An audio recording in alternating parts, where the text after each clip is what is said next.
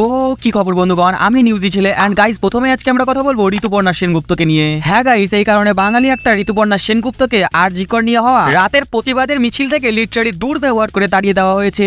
এমনকি খারাপ খারাপ কথাও শুনতে হয়েছে তাকে।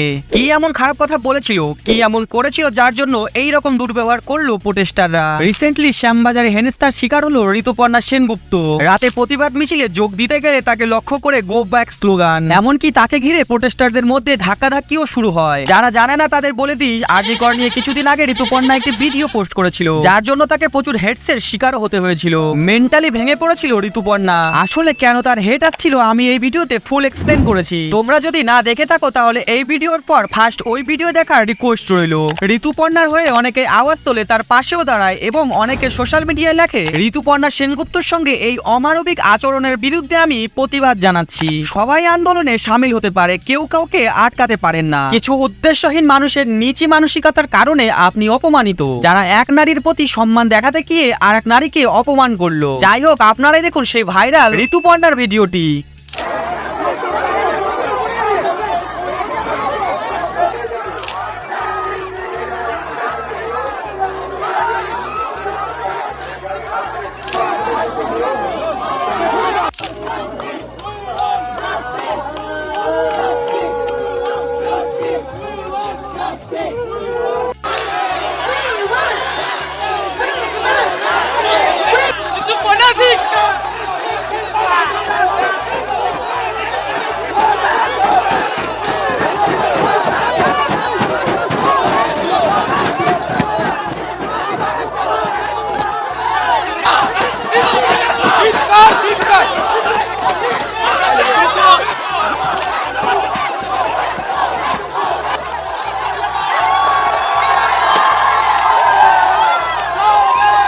প্রোটেস্ট নিয়ে মনে পড়লো আরজিকর মামলার মৃতের বাবা অ্যান্ড মা অর্থাৎ তিলোত্তমার বাবা ফাইনালি করে দিল সবার পর্দা ফাঁস। ইয়েস গাইস, অভয়ার লাস্ট বাড়িতে পড়ে থাকা অবস্থায় ডিসি নর্থ নাকি তার বাবাকে টাকা দেওয়ার চেষ্টা করে। আবার অনেকেই প্রশ্ন তুলেছিল তিলোত্তমার বাড়ির লোক কেন প্রোটেস্টে সামিল হচ্ছে না, কেন প্রোটেস্টারদের পাশে এসে দাঁড়াচ্ছে না। তাহলে কি তারা ঘুষ খেয়ে কেস ঢাকা চাপা দিতে শুরু করে দিয়েছেন? কাল রাত দখলের প্রোটেস্টারদের সামনে এসে এই সব প্রশ্নের উত্তর দিলেন তিলোত্তমার বাবা। আপনারাই দেখুন তিলোত্তমার মা এবং বাবা কি বলেছেন।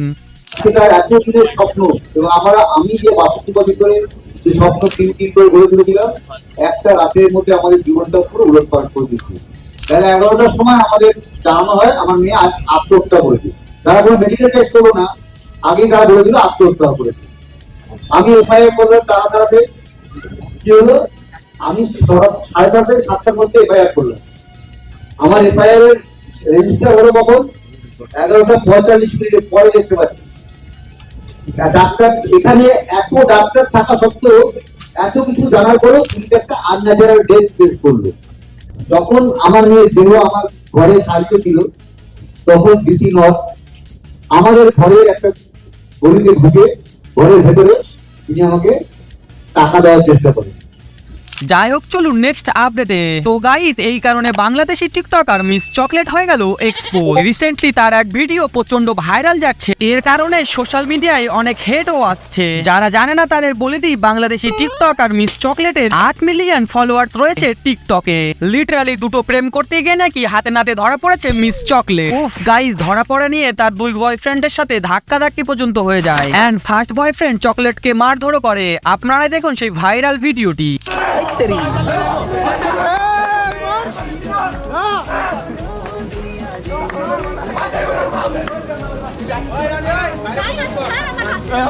মিস চকলেট ডাবল টাইমিং করে ধরা খাইছে। মাঝখানে ধরা খেয়ে গেছে।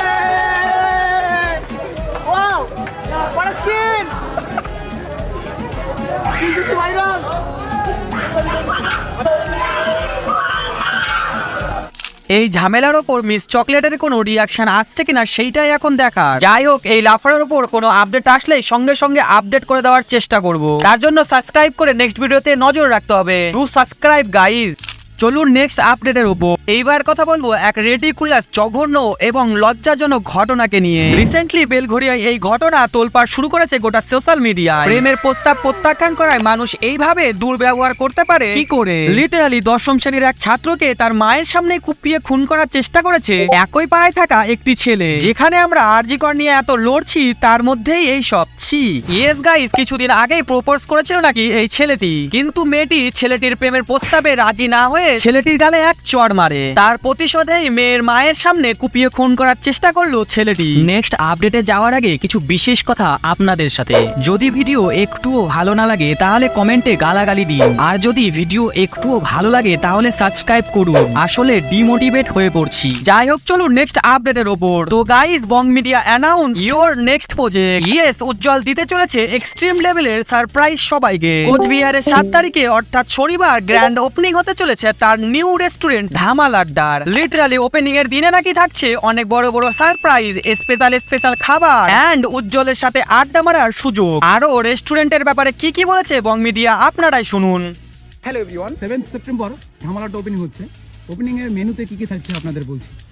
ওপেনিংয়ে সকালবেলা পুজো হবে, তারপরে দুপুর 12টার থেকে রেস্টুরেন্ট চালু হয়ে যাবে, দেন সন্ধ্যাবেলা সিঙ্গিং ইভেন্ট হবে রাত 10:30 পর্যন্ত। তাহলে 7 সেপ্টেম্বর আপনি যে কোনো সময় 1 নম্বর কালীঘাট বা 2 নম্বর কালীঘাট রোড দিয়ে আমাদের ধামালাড্ডায় চলে আসুন।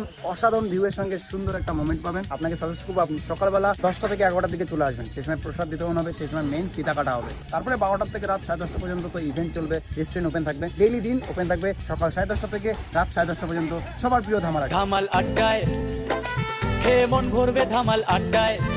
যাই হোক, চলুন নেক্সট আপডেটের উপর। এইবার কথা বলবো সুপারস্টার দেব এন্ড কাঞ্চন মল্লিককে নিয়ে। ইয়েস গাইস, এই ব্যাপারের জন্য সুপারস্টার দেবকে হাত জোড় করে ক্ষমা চাইতে হলো প্রত্যেকের কাছে। কেন, কি এমন হয়ে গেল যার জন্য ক্ষমা চাইতে হলো দেবকে? আই নো আরজি কর নিয়ে ডাক্তারদের লালবাজার আন্দোলনের ব্যাপারে তোমরা প্রত্যেকেই জানো, নতুন করে কিচ্ছুই বলার নেই। কিন্তু এই আন্দোলনের জন্যই কাঞ্চন মল্লিককে নিয়ে তৈরি হয়েছে নিউ কন্ট্রোভার্সি। লিটারালি কাঞ্চন মল্লিক কিছু এমন বলে ফেলে যার কারণে একের পর এক শিল্পী, ডাক্তার পদত্যাগ এন্ড পুরস্কার পর্যন্ত প্রত্যাখ্যান করে। এমনকি দেবকে তার হয়ে সবার সামনে ক্ষমা পর্যন্ত চাইতে হয়। আপনারাই দেখুন কি বলেছে কাঞ্চন, যার জন্য এত কন্ট্রোভার্সি। আজকে এই আন্দোলনের পুরো ডাক্তারেরা কর্মবিরতি করছে। তা যারা কর্মবিরতি করছেন শাসক দলের বিরুদ্ধে বা বলছেন, তারা সরকারি বেতনটা নিচ্ছেন না? নিচ্ছেন না। মানে আমার প্রশ্ন, অনেকেই শুনছি সরকারি দুর্গাপুজোর অনুদান নেবেন না বলেছেন। সেটা তাদের ব্যক্তিগত মতামত, ব্যক্তিগত সিদ্ধান্ত। ভালো, বোনাস টোনাস যে হয় তো সরকারি, সেটা নেবেন তো না নেবেন না? মানে আমি এমনি প্রশ্ন। আচ্ছা ধরুন, যারা বলছেন এই আমাদের নিজেরই চারিদিক থেকে, তারা যারা সরকারি কোন পুরস্কার বা ইত্যাদি নিয়েছিলেন, তারা ফেরত দেবেন? বলুন, ফেরত দিয়ে দিচ্ছি।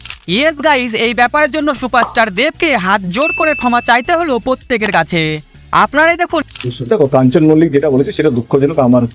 আমি আগের বারে সেটাকে সাপোর্ট করছিলাম, আর এখনো মনে আছে কল্যাণদা যখন ওনাকে গাড়ি থেকে নামিয়ে দিয়েছিল সেটাকে আমি সমর্থন করিনি। এবং আমি কাঞ্চনদাকে আমি কেশপুরে নিয়ে গিয়ে আমি আমার প্রচারে নিয়ে গেছি।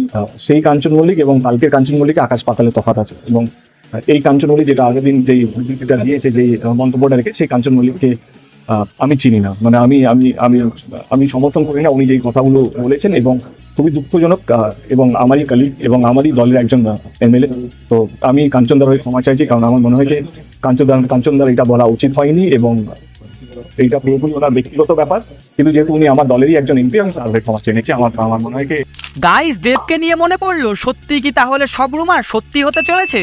OMG, চাঁদের পাহাড় 2 কামিং সুন।